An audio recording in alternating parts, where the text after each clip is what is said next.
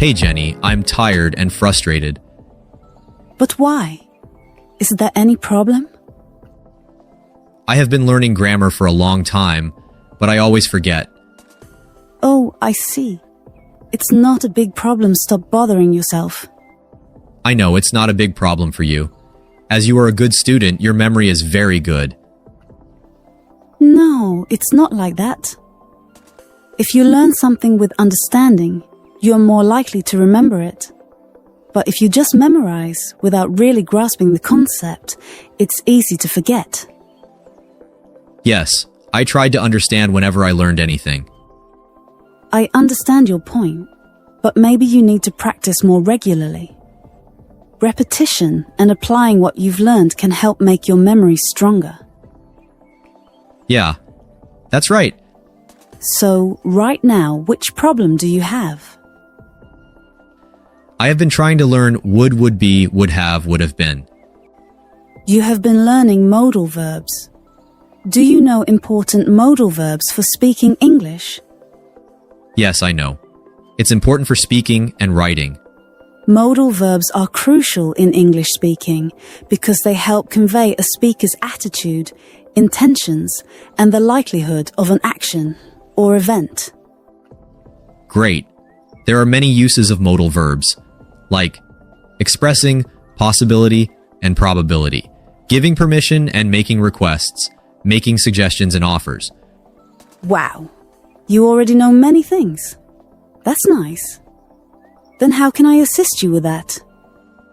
Well, first of all, please explain the use of would in English speaking. Let me call Julia. She can explain you better. Sure, no problem. Hi, Marco. It's Julia. The modal verb would is versatile and can be used in several ways. Let's go through its different uses step by step with examples. Okay, that's right. Marco, the first use of would is for polite requests or offers. For example, would you help me with my homework? Here, would is used to make the request sound more polite. This is more polite than saying, can you help me with my homework? I got you. Instead of can, we should use would for polite requests. Now, what's the second use of would? Hey, Jenny, tell us the second use of would. Well, the second use of would is for offers. When you're offering something to someone, you can use would, like, would you like some coffee? Or would you like to join us for dinner? It's a polite way to make an offer. Very well said. Jenny, now let me tell you the third number use of would is hypothetical or imaginary situations, especially in if clauses, second conditional. Okay, please tell us some examples to understand better. If I were rich, I would travel the world. This means you are imagining a situation that is not true now. Another example could be, if I won the lottery, I would travel the world. Let me break down the grammar part as well. If I won, past simple. This is the condition, which is hypothetical. I would travel means what I will do if something imaginary or unlikely happens. I know Marco. You might be feeling confused a little. She would buy a house if she had more money. Now, Marco, you tell us some examples. Sure, let me try. If I were taller, I would play basketball. They would move to a bigger house if they had more space. Wow, excellent. The more examples you make, the more confident you'll become with using would in hypothetical situations. Keep practicing. Okay, please tell me the third use of would. Well, the third use of would is for talking about preferences. What does talking about preferences mean? It means expressing preferences or desires. For example, when you say, I would rather have tea than coffee, you are talking about your preference. You're using would to show what you prefer or what you would like to do in a certain situation. Now got it. I would rather stay home tonight. This means I prefer staying home over going out. I would choose the blue shirt over the red one. You're using would here to express your preference between the two shirts. Now it's clear. Well, we have completed 3 rules of using would. Correct. The fourth use would be repeated actions in the past. Would can describe actions that happened regularly in the past, similar to used to. Ah, I see. So it's like when we say, when I was a child, I would visit my grandparents every summer. It talks about something I did regularly in the past, right? Correct. Or, when I lived in the countryside, I would wake up early and watch the sunrise every morning. This is also describing a repeated action in the past. So, what's the 5-number rule of using would? Would is used to talk about the future from a past perspective. Oh, interesting. So does that mean it's used when we're talking about something in the past that was supposed to happen in the future? Correct. So, for example, she said she would call me later. It's referring to a future action from a past point of view, right? Another example could be, I knew he would finish the project by Friday. It's talking about a future action as seen from the past. Well, what's the last use of would?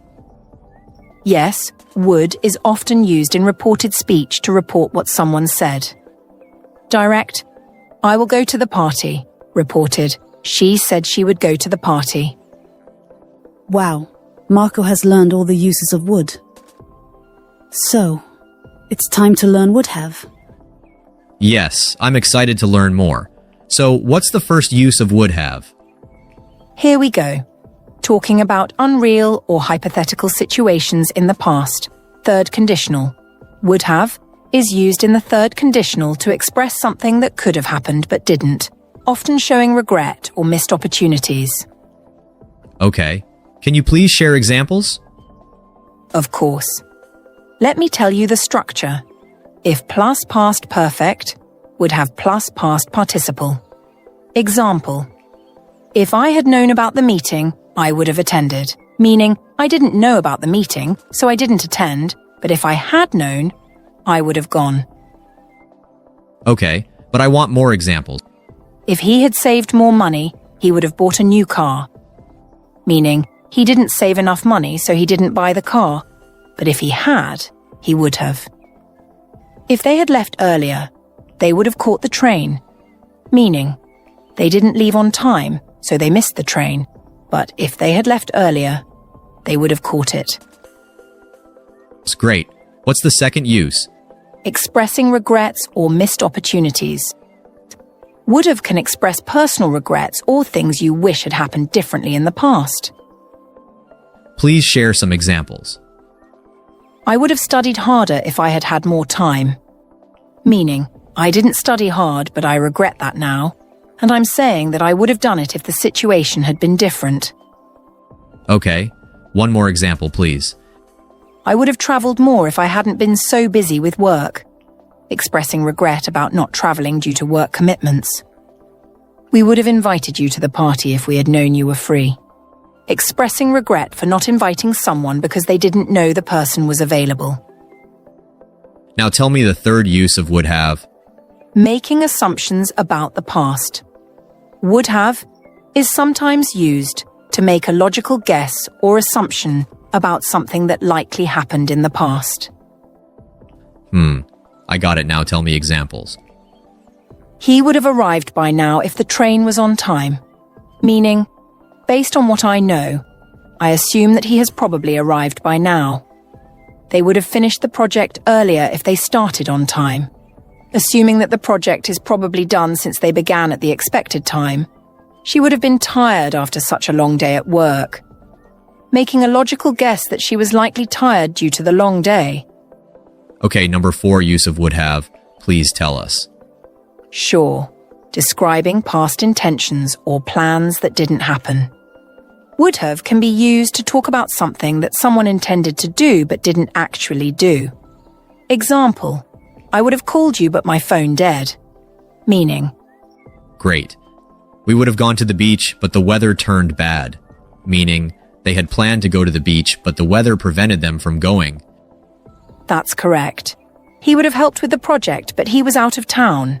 Meaning, he intended to help, but being out of town stopped him from doing so. Let's talk about your and your. What's the difference? Your is possession. Right. Can you give an example? Your book is on the table. Like that? Perfect. Now, your. Your means you are, right? Correct. Example? You're doing great today. Is that good? Yes. What happens if you mix them up? People might think I don't know grammar. Exactly. It's common. Do you see these mistakes often? All the time, on social media especially. Good observation. So, do you feel confident using them now? I think so, but I might need to practice more. Practice is key. How about we write a few sentences together? Okay.